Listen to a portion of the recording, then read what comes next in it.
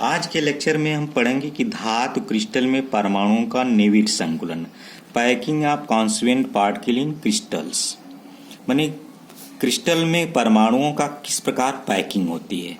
इस पैकिंग को समझने के लिए यहाँ पर आपको सपोज किया गया है, माना गया है कि अवयवी कण कॉन्स्टिट्यूएंट पार्टिकल, जिसके लिए हम पूरे को एटम मॉलिक्यूलर आयंस को एक रूप में निरूपित करते हैं अवयवी कण या कॉन्स्टिट्यूएंट पार्टिकल, और इसको सपोज किया गया है एक हार्ड स्फीयर के को डिनोट कर रहा है। मानी कॉन्स्टिट्यूएंट पार्टिकल किसको रिप्रेजेंट कर रहा है, एक ठोस गोला को, हार्ड स्फीयर को, जिसका आकार क्या होना चाहिए, समान होना चाहिए।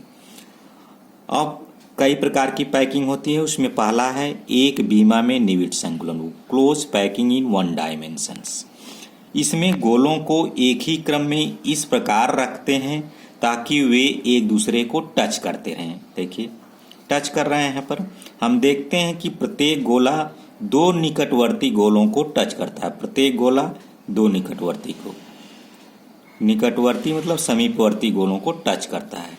इस प्रकार की व्यवस्था में समन्वय संख्या, कोऑर्डिनेशन नंबर क्या होगा, एक गोला दो गोलों को छू रहा है, इसलिए कोऑर्डिनेशन नंबर क्या होगा, 2।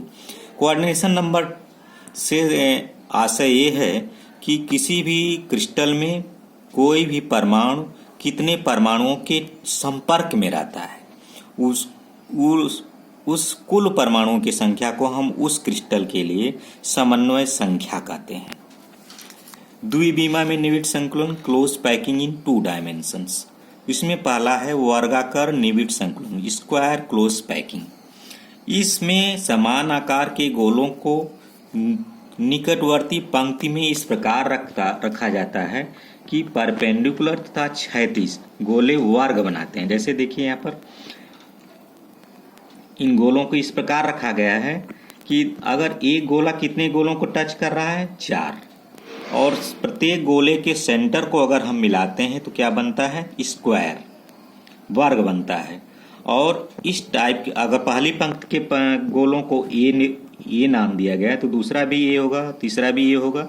चूंकि एक गोला दूसरे गोले के ऊपर रखा गया है इसलिए स्क्वायर बना रहे हैं। इस तरह की पैकिंग को हम लोग क्या बोलेंगे, ए टाइप पैकिंग। और इस तरह की पैकिंग का कोऑर्डिनेशन नंबर क्या होता है, 4। इस प्रकार की व्यवस्था में गोलों द्वारा ये देखा गया है कि 52.4% भाग घेर लिया जाता है, और जो बीच में जो रिक्त स्थान है कितना बचेगा, 47.6%।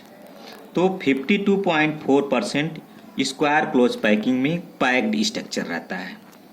इसी प्रकार hexagonal close packing, hexagonal close packing में क्या होता है, इस प्रकार की व्यवस्था में दूसरी पंक्ति के गोलों को प्रथम पंक्ति के गोलों के मध्य स्थान में रखा जाता है।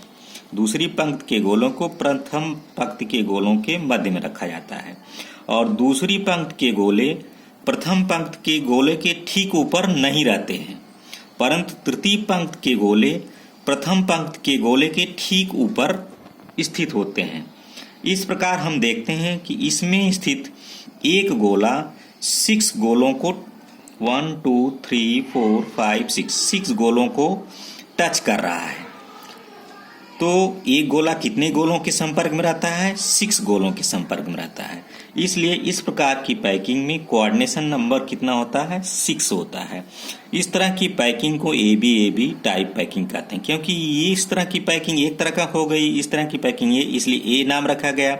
लेकिन बी वाले में क्या है, बी दूसरी पंक्ति की गोले ठीक दूसरे पहली पंक्ति के गोलों के बीच ऊपर नहीं है, इसलिए बीच में, इसलिए इनका नाम बी रखा गया है। ठीक है, तो इस तरह की पैकिंग को ए बी टाइप पैकिंग कहते हैं। इस प्रकार की पैकिंग की व्यवस्था में 60.4% गोलों द्वारा पैक्ड स्ट्रक्चर बनाया जाता है। तो शेष जो 39.6% होता है, ये जो है रिक्त स्थान होता है, ये जो रिक्त स्थान होता है। इस प्रकार hexagonal packing is more packed in comparison to square close packing. तो आज के लिए इतना ही।